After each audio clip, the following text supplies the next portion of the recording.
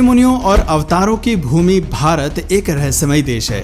युगों से संतों की तप स्थली है ये भारत। यदि धर्म कहीं है तो सिर्फ यही है, यदि संत कहीं हैं तो सिर्फ यही है। और यही वजह है कि आज भी भारत देश में युगों पुरानी गुफाएं, मूर्तियां, वेद पुराण और जल कुंड मौजूद हैं। और ये सभी चीजें न केवल भारतीय बल्कि विदेशियों की भी आस्था का केंद्र बने हुए हैं। भारत में ऐसे कई स्थान हैं जिनका रहस्य आज भी बरकरार है। ऐसा नहीं है कि इन उलझी हुई गुत्थियों को सुलझाने की कभी किसी ने कोशिश न की हो।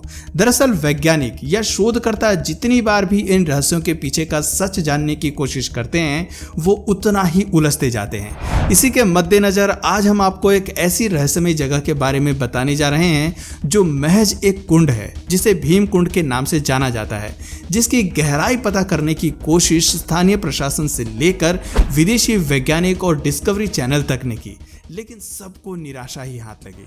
हर बार की तरह आज हम फिर से एक बार भारत के एक ऐसे रहस्य को आपके सामने रखने वाले हैं जिसे हमेशा से आपसे छुपाया गया है। तो बिना वक्त जाया करे चलिए बताते हैं आपको भारत की एक और अनकही धरोहर के बारे में।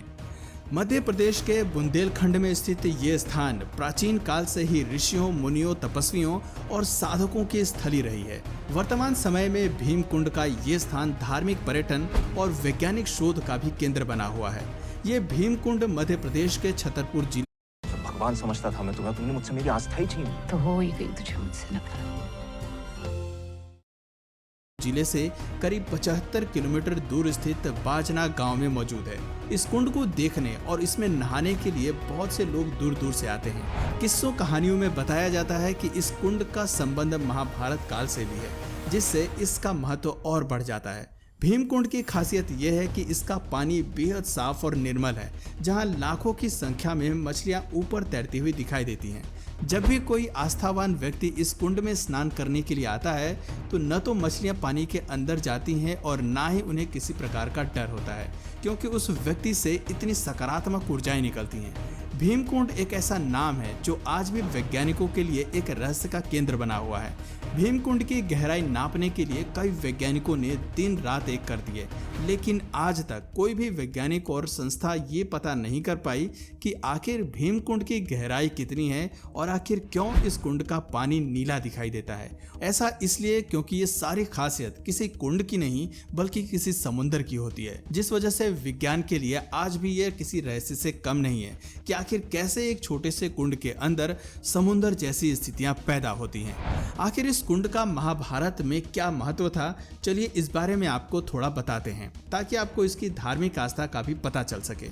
दरअसल ऐसा माना जाता है कि पांडव जब अज्ञातवास में रह रहे थे तब उन्होंने अपना कुछ समय भीम कुंड के आसपास गुजारा था, क्योंकि ये पूरा इलाका पथरीला है और चारों तरफ पहाड़ियां हैं, इसलिए यहाँ कोई आता जाता नहीं था। कहते हैं कि कई दिनों तक घूमते घूमते द्रौपदी को जब प्यास लगी तो पांडवों ने इधर उधर पानी की तलाश की, लेकिन आखिरकार जब उन्हें कहीं पर भी पानी नहीं मिला तो भीम ने अपनी गदा से एक चट्टान में जोरदार प्रहार किया और उसके नीचे से एक बड़ा सा जलाशय निकला। मगर उस जलाशय के अंदर जाने के लिए कोई रास्ता नहीं था और इसलिए अर्जुन ने अपने बाणों का प्रयोग करते हुए वहां एक रास्ता बनाया और इस तरह न सिर्फ द्रौपदी ने बल्कि पांचों पांडवों ने भी अपनी प्यास बुझाई। और चूंकि ये कुंड भीम द्वारा बनाया गया था इसलिए इसे भीम कुंड कहा जाता है। भीम कुंड 40 से 80 मीटर चौड़ा है और ये कुंड देखने में बिल्कुल एक गदा के जैसा दिखाई देता है। भीम कुंड के चारों तरफ आज भी कुछ निर्माण कार्य दिखाई देते हैं जो इस बात का प्रतीक हैं कि पांडवों ने भीम कुंड के अंदर लगभग 1 वर्ष तक का समय बिताया था और शायद कुछ समय के लिए यहाँ तपस्या भी की थी। ऐसा कहा जाता है कि जब भी किसी तरह की कोई प्राकृतिक आपदा जैसे बाढ़, भूकंप या सुनामी आने वाली होती है तो इस कुंड के जल का स्तर अपने आप बढ़ने लगता है और यहाँ के लोग इस संकेत को देखकर समझ जाते हैं कि जल्द ही कहीं ना कहीं प्रकृति का प्रकोप बरसने वाला है। साल 2004 में सुनामी आने से पहले भी इस कुंड में अचानक कुछ हलचल पैदा होनी शुरू हो गई थी, जब इस कुंड से पानी की लहरें 15 से 20 फीट ऊंची तक अचानक उछलने लगी और देखते ही देखते पूरे देश में ये बात आग की तरफ फैल गई। इसी घटना के बाद से भीम कुंड के दर्शन करने वाले लोगों की संख्या काफी बढ़ने लगी।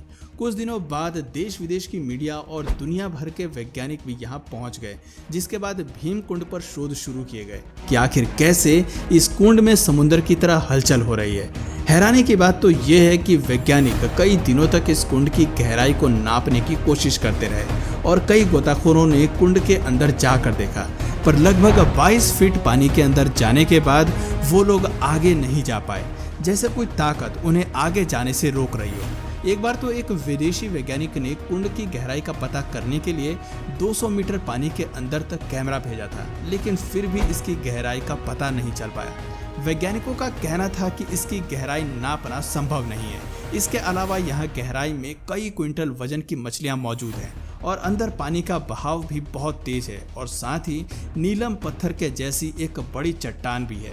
वैज्ञानिकों ने अपनी रिसर्च में आगे बताया कि जो मछलियाँ इस कुंड के अंदर मौजूद हैं, ठीक वैसे ही मछलियाँ समुद्र की गहराई में पाई जाती हैं। तो कहीं ना कहीं इस कुंड का संबंध समुद्र से मिलता जुलता है। कुछ समय बाद जब नेपाल और जापान में भूकंप आया, तब भी इस कुंड का जल स्तर अचानक से बढ़ने लगा था, जिससे ये कंफर्म हो गया कि प्राकृतिक आपदाओं से इस कुंड का कोई ना कोई तो संबंध जरूर है। इस कुंड के पास में एक गुफा भी बनी हुई है, जिसमें शंकर जी का शिवलिंग विराजमान है। यहाँ पर आने वाले लोग इन्हीं की पूजा करते हैं। ऐसी भी मान्यता है कि इस कुंड में स्नान करने से सभी प्रकार के रोग दूर हो जाते हैं, इसलिए लोग इस कुंड का जल बोतल में भरकर ले जाते हैं, क्योंकि ऐसा भी कहा जाता है कि इस कुंड का पानी गंगा जल के समान पवित्र है। ऐसा कई सालों में देखा गया है कि गंगा के जल की तरह ही भीमकुंड के जल में भी कभी कीड़े नहीं पड़ते, बल्कि हिमालय पर्वत से कोई भी संबंध ना होने के बावजूद इसका जल हिमालय से निकलने वाली गंगा की तरह ही मिनरल वाटर जैसा होता है। ये एक अनंत स्रोत की तरह है, जिसका पानी कितना भी उपयोग में ले लिया जाए, लेकिन इसका स्तर सामान्य ही रहता है। एक बार तो राज्य सरकार ने इस कुंड को खाली करने के लिए यहाँ वाटर पंप लगवा कर कई दिनों तक इसका पानी बाहर निकलवाया था, लेकिन इसके बावजूद भी भीमकुंड के जल स्तर पर कोई प्रभाव नहीं पड़ा। वो जितना पहले था, हजारों लीटर पानी निकालने के बाद भी उतना ही रहा। आमतौर पर ठहरा हुआ पानी गंदा हो जाता है, लेकिन भीमकुंड का पानी ठहरा हुआ होने के बावजूद भी बिल्कुल साफ और पारदर्शी है, इसलिए लोग इसका प्रयोग पीने के लिए करते हैं। इस कुंड के अद्भुत जल के विषय में एक और चीज कही जाती है कि चाहे पीने वाले व्यक्ति को कितनी भी प्यास लगी हो, अगर इस कुंड का मात्र 3 बूंद जल भी उसने ग्रहण कर लिया तो इंसान की पूरी प्यास बुझ सकती है। इस कुंड से जुड़ी हुई एक और हैरान करने वाली बात यह है कि इसमें डूबने वाले व्यक्ति का मृत शरीर कभी नहीं मिल पाता। आमतौर पर जब भी कोई व्यक्ति पानी में डूब जाता है तो कुछ वक्त के बाद उसका शरीर फूलकर पानी की सतह पर तैरने लगता है, लेकिन इस कुंड में आज तक जो भी डूबा है उसका शरीर कभी भी बाहर नहीं आया है और गोताखोरों द्वारा कुंड के अंदर जाकर ढूंढने पर भी किसी का शव नहीं मिला। लोगों का मानना है कि ऐसा इसलिए होता है क्योंकि इस कुंड में कोई तल नहीं है और यही कारण है कि इसमें डूबने वाला व्यक्ति सदा के लिए अदृश्य हो जाता है, जैसे वो वहां पर कभी था ही नहीं। जैसे कि इन तस्वीरों में आप देख सकते हैं कि भीमकुंड एक गुफा के अंदर बना हुआ है और यहाँ तक जाने के लिए गुफा में सीढ़ियाँ बनी हुई हैं। इस कुंड के अंदर पानी में जब सूर्य की किरणें पड़ती हैं तब पानी में इंद्रधनुष बनते हैं और वो दृश्य बेहद मनोरम होता है। वैज्ञानिकों ने जब इस कुंड की गहराई नापने का प्रयास किया तो उन्हें कुंड के भीतर 2 बड़े कुएं जैसे मिले, जिन्हें देखकर ऐसा लग रहा था जैसे कुंड के भीतर एक और बड़ा सा कुंड है। उनका मानना है कि इनमें से एक कुएं से जल आता है और दूसरे कुएं की मदद से बाहर निकल जाता है। हालांकि इस कुंड के नज़दीक मौजूद लोगों का मानना है कि कुंड का भीतरी संबंध समुद्र के साथ है, जहां से बहुत तेज लहरों के साथ पानी आता जाता रहता है। भीमकुंड के पास एक बहुत बड़ा मैदान है और वहां हर साल मकर संक्रांति के दिन बहुत बड़ा मेला भी लगता है। ऐसी मान्यता है कि 18वीं सदी के अंतिम दशक में बिजावर रियासत के महाराजा ने इस स्थान पर मकर संक्रांति के दिन मेले का आयोजन किया था और तब से आज तक मेले की ये परंपरा वर्तमान समय में भी मौजूद है और हर साल इस दिन काफ़ी संख्या में लोग यहाँ आते हैं।